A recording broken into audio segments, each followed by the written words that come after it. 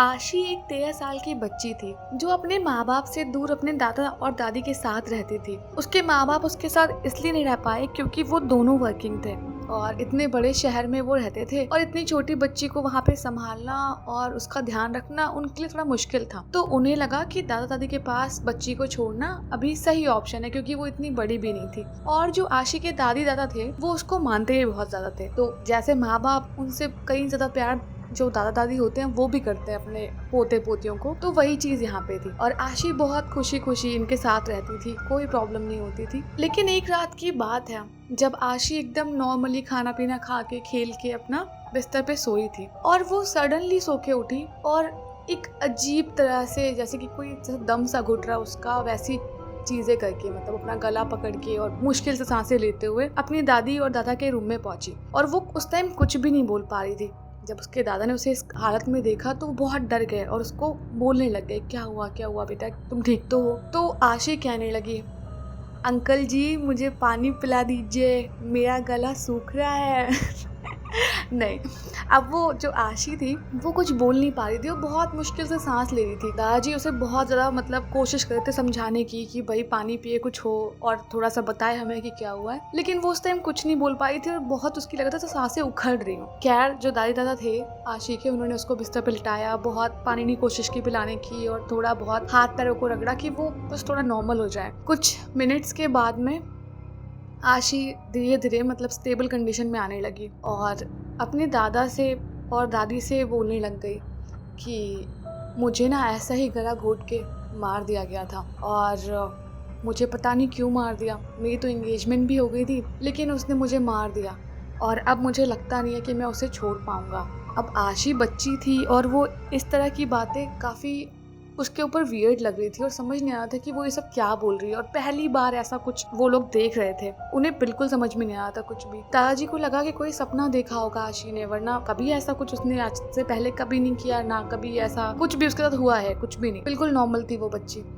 तो दादी को लगा कि हो सकता है कोई डरावना सपना देख लिया उसने और इसकी वजह से ऐसा कुछ हो रहा हो। तो बहुत समझाया उन लोगों ने और उसको बोला कि ठीक है बेटा, कोई बात नहीं, जिन्होंने मारा हम उनको डांटेंगे ये वो, और उसको बहुत कोशिश की, सुला दिया। अब आशी धीरे धीरे जैसे जैसे रातें बीत रही थी, टाइम बीत रहा था, उसका जो ये वाला मतलब जो सांस उसके अटकने वाला सीन था ये बहुत ज़्यादा सीवियर होता जा रहा था। हर रात लगभग वो यही करती और वो बार बार अपने दादाजी के पास जाती, दादी के पास जाती और यही बातें बोलती कि मुझे तो उसने मार दिया, मेरी तो एंगेजमेंट होने वाली थी, और ये सब चीजें बोलने लग गई। तो एक टाइम तक लगता है चलो बच्चे ने ऐसे बोल दिया होगा, लेकिन कब तक, काफी टाइम हो गया था लेकिन अभी भी बस वही चलता जा रहा था। आशी की दादी को थोड़ा कंसर्निंग लगा ये, तो उन्होंने ये बातें जो आशी के मम्मी पापा थे उनको बताई कि आशी पता नहीं आजकल ये क्या करने लग गई है और रोज रोज वो लगभग यही बातें करती है और कुछ देर के लिए उसको लगता है जैसे अटैक कोई पड़ रहा हो, बिल्कुल सांसें रुक जाती है, एकदम गला उसका पकड़ लेती है वो और बहुत मुश्किल से सांस ले पाती है। अब जब उन्होंने ये सब बताया उसके मम्मी पापा को तो वो थोड़े कंसर्न हो गए कि इतनी छोटी बच्ची, उसको ऐसा कैसे हो सकता है। अब आशी की मम्मी को लगा हो सकता है कोई मेंटल इशू उसको आ रहा हो या कोई चीज़ ऐसी हो जो नहीं कह पाई हो वो, तो उसको मतलब ऐसा घुटन सी महसूस हो रही। आशी के पापा मम्मी ने बोला कि ठीक है, हम जितना जल्दी हो सकता है हम घर पे आएंगे और उससे मिलेंगे, लेकिन तब तक आप लोग इसका ध्यान रखो। दादी दादा घर पे तो थे ही आशी का ध्यान रखने के लिए, लेकिन आशी अब थोड़ा थोड़ा चीज़ें बढ़ते बढ़ते ऐसा हो गया कि उसकी आवाज़ बदलने लग गई। आशी जो कि एक बच्ची थी, बच्चों की आवाज़ ज़्यादा से नहीं पतली सी होती है और चिल्लाते चीखते रहते हैं, लेकिन उसकी आवाज़ में थोड़ी गंभीरता सी आ गई, मोटी आवाज़, जैसे कोई आदमी बात कर रहा हो, मतलब एकदम मोटी आवाज़ में। जैसे उसका वो दम घुटने का सीन पूरा होता वो हमेशा यही बोलने लग जाती कि तुम्हें पता भी नहीं है कि उसने मुझे कैसे मारा और मुझे भी नहीं पता उसने मुझे क्यों मार दिया, लेकिन हाँ उस टाइम मैं अकेले वहाँ पे खड़ा हुआ था और उसने मुझे मिलने बुलाया और मुझे मार दिया। अब इन बातों से कोई रिलेट नहीं कर पाता था क्योंकि इतनी छोटी बच्ची और ये सब बातें बोलती रह रही है, कुछ समझ नहीं आया। लेकिन 2-4 दिन के बाद आशी के पापा मम्मी घर पे आ गए और आशी की हालत देख के वो बहुत ज्यादा चौंक गए क्योंकि जो बच्ची एकदम हंसती खेलती दिखती थी, अपने खिलौनों में बिजी रहती थी, वो एकदम से ऐसी हो गई जैसे कि डार्क सर्कल आंखों के नीचे हो जाना और बड़ी अजीब सी पर्सनालिटी बना लेना, एकदम सीरियस रहने वाली। हंसी मजाक तो छोड़ ही दो, खेलना कूदना सब भूल जाओ, बस वो अपने काम से काम रखती और आधे टाइम तो वो यही बातें करती रहती कि मैं बस वहाँ पे खड़ी थी, उन्होंने मुझे पता नहीं क्यों मार दिया, उसने मेरे साथ धोखा किया है। और यही सब बात है। जिस रात ये लोग आ गए थे आशी के रूम में, उसके पापा मम्मी साथ में उसके सोए कि कुछ भी होगा आज तो हम देखेंगे।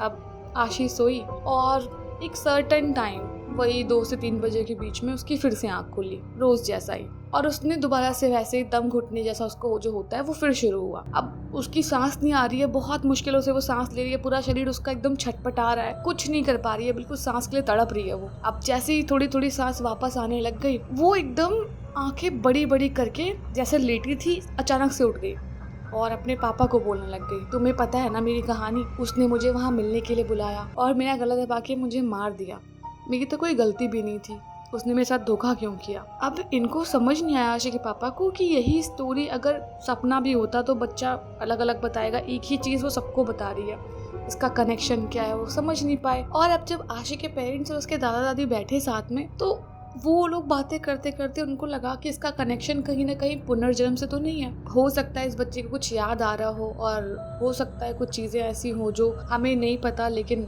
होता है ना, मतलब कई लोग पुनर्जन्म में विश्वास रखते हैं और कई रिलीजन जो मतलब डिफरेंट है उनमें भी अपना अपना कॉन्सेप्ट है। तो जैसे कि हमारे सनातन धर्म में भी यही बोला जाता है कि जो पुनर्जन्म है, मतलब अगर इंसान अच्छे कर्म करता है और सब कुछ अच्छा करता है लाइफ में, भगवान का नाम लेता है, तो उसको मुक्ति मिल जाती है। लेकिन कर्मों के हिसाब से इंसान को वापस पुनर्जन्म या जैसे उसके कर्म होते हैं उसको वैसा शरीर मिलता है, मतलब जानवर इंसान कुछ भी। तो वो चीज़ उन लोगों को लगी कि पुनर्जन्म का कॉन्सेप्ट जो यहाँ पे था वो लगाने लग गए। अब एक बार को ये बातें समझ में आशी की मम्मी को और दादी को आ रही थी, दादाजी भी थोड़ा बहुत रिलेट कर रहे थे, लेकिन आशी के पापा भड़क पड़े कि क्या बकवास कर रहे हो तुम लोग, इतनी छोटी बच्ची के साथ इतना कुछ हो रहा है और तुम लोग पुनर्जन्म की बातें करने बैठ गए, और ये पक्का कोई मेंटल इलनेस है और हमें इसको दिखाना पड़ेगा डॉक्टर को। अब ये लोग डॉक्टर के पास भागने लग गए इधर उधर बच्ची को लेके, लेकिन जो आशी की दादी थी उनको पता नहीं क्या लगा, तो उन्होंने जो पास में ही मंदिर के जो गुरुजी थे उनसे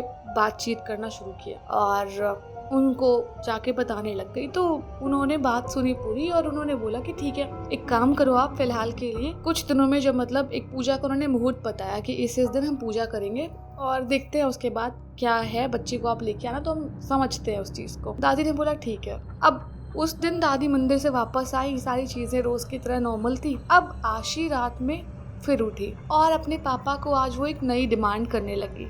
जैसे ही उसे वो चीज़ हुई ना दम घुटने वाली, नॉर्मल थोड़ा थोड़ा होते ही आशी अचानक से फिर वो मर्द जैसी आवाज़ में बोलने लग गई कि यहाँ से लगभग 300 किलोमीटर दूरी पर वो गांव पड़ता है जहाँ मैं रहा करता था और मुझे सरिता बहुत पसंद थी और कितनी मुश्किल से मैंने सरिता के फैमिली वालों को मनाया था कि वो लोग मान जाए और शादी करा दे मेरी सरिता के साथ में, और वो लोग मान के उन्होंने एंगेजमेंट करा भी दी। तो पता नहीं क्यों उसके कुछ ही दिनों बाद उसने मुझे मिलने बुलाया खेतों में और किसी ने मुझे गला दबा के मार डाला। तो क्या तुम मुझे वहाँ तक ले जा सकते हो जिस गांव में मैं रहता था? मैं तुम्हें सब कुछ बताऊंगा, लेकिन मुझे बस उस इंसान से मिला दो जिसने मुझे मारा था, मैं उसे जानता हूँ, लेकिन तुम मुझे उस जगह तक पहुँचा दो। और समझाने के लिए आशी के पापा ने उसको बोला कि हाँ हम बिल्कुल तुम्हें ले जाएंगे, तुम बिल्कुल टेंशन मत लो, आज तुम सो जाओ बस, कल सुबह हम वहीं निकल के जाएंगे और सबसे पहले तुम्हें उससे मिलाएंगे जिसने तुम्हें मारा था, तुम्हारे ही गांव चलेंगे पहले। बहुत समझाया, बहुत बोला, तो आशी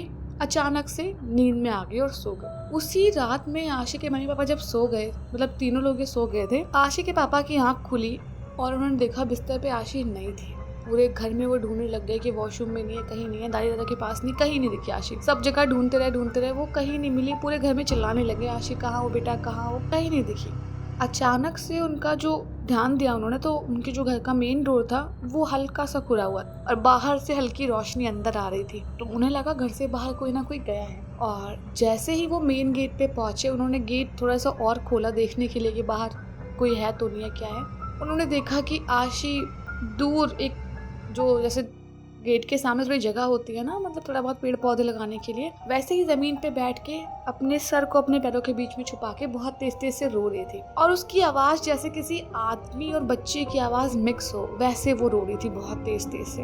अब आशी के पापा उसके पास गए और उसको उठाने लगे, बेटा क्या हुआ, तुम ठीक तो हो? चलो घर के अंदर चलो, तुम यहाँ कैसे आई। और जैसे ही वो ये सब बोल के उसको उठाने लगे, उन्होंने देखा कि आशी के हाथों में पूरा खून लगा हुआ है, उसके पूरे कपड़े खून से सने हुए हैं और आशी के फेस तक पे खून के छींटे पड़े हुए थे। उनको खुद समझ नहीं आ रहा था कि ये हुआ क्या, किसका खून है, किसको क्या नुकसान पहुंचाया। आशी को कहीं चोट नहीं लगी थी, कुछ भी नहीं हुआ था इसको। आशी को फटाफट लोग घर के अंदर लेके गए और आशी बिल्कुल नॉर्मल नहीं थी, वो अजीब तरह का बिहेव किए जा रही थी। अब इन्होंने अपनी बच्ची को घर के अंदर बंद तो कर दिया, लेकिन देखा बाहर पुलिस वगैरह आई हुई थी और 4-5 घर छोड़ के किसी के घर में एक औरत का बहुत बुरी तरीके से मर्डर कर दिया गया था। किसी ने उसको चाकू से मार के एकदम बुरी तरह से घायल किया और उसका गला दबा के उसको मार दिया। आशी के पापा को कहीं ना कहीं शक हुआ कि कहीं आशी के अंदर जो भी चीज उसको, मतलब जो भी पर्सनैलिटी थी उसने तो नहीं किया। सब चीजें बहुत सब कुछ हो गया और लोग एकदम दहशत में आ गए आशी के फैमिली वाले, क्योंकि इतनी छोटी बच्ची है। अब 2-3 दिन बीते और आशी के घर पे गुरुजी ही आए खुद से देखने के लिए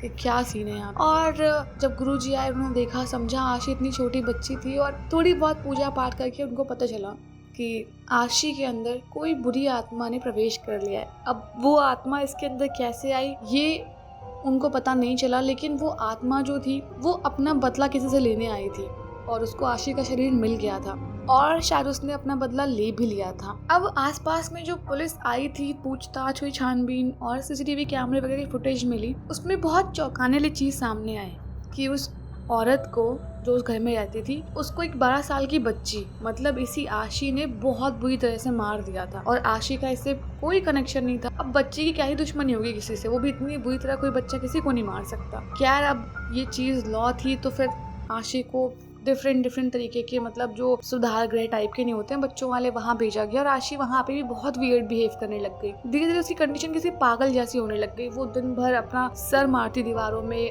नाखूनों से दीवारें खरोचती थी, पूरी अपने आप को नुकसान पहुंचाती, बहुत सारी चीजें होने लग गई। और एक टाइम पे ऐसा आया कि उसको असाइलम में भेजने की बात होने लग गई कि वो इतना ज्यादा अपने आप को नुकसान पहुंचाने लगी थी। अब जब सब कुछ किनारे हो गया और कहीं से कोई रास्ता नहीं दिख रहा था, तो जो आशी की दादी ने जिन गुरुजी से बात की थी उनको बुलाया गया और बड़े हाथ पैर जोड़ के उनको घर पे लाए ये लोग और आशी को जैसे तैसे वहाँ से कुछ दिनों के लिए निकाला गया। और थोड़ी पूजा पाठ चीजें करने के बाद में गुरुजी ने बताया कि आशी के शरीर में किसी बुरी आत्मा का प्रवेश हो गया था और वो अपना किसी चीज का बदला लेने के लिए आशी के शरीर का इस्तेमाल कर रहा था। और ये चीज कोई पुनर्जन्म जैसी नहीं थी, उसने सिर्फ एक कहानी बताई।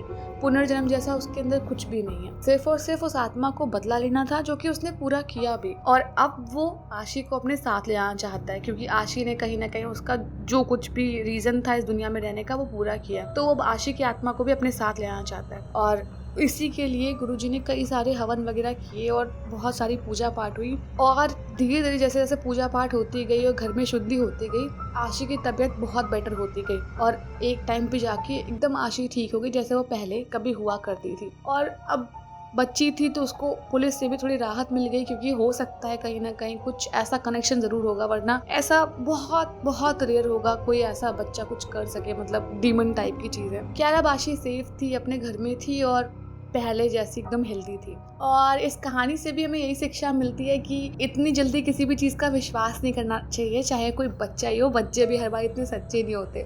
देखो ना कैसे बच्चे के अंदर डीमन घुस के और कहानियाँ सुनाने लग गया और लोगों ने माना भी एक बार को। क्या अब डीमन तो हम सबके अंदर कहीं ना कहीं है ना, 50-30-40, मतलब डिपेंड्स पर्सन टू पर्सन वो कौन कैसा है। और हो सके तो उस डीमन को कंट्रोल करो यार, अच्छे बनने की कोशिश करो। और अच्छे बनने के लिए देखो थोड़ा सेल्फिश हो रही हूँ मैं, मेरा डीमन जग रहा है, कह रहा है कि इस वीडियो को लाइक कर दो और कमेंट कर दो और यार चैनल को सब्सक्राइब कर लो, मन करे तो। देखो अब डीमन नहीं है, डीमन बात नहीं कर रहा, मतलब कर दो यार सब्सक्राइब। चलो डीमन की बात छोड़ो यार, मैं डीमन को सपोर्ट नहीं करती, बस सब्सक्राइब कर दो अगर स्टोरी अच्छी लगती हो तो। और बता देना यार कमेंट्स में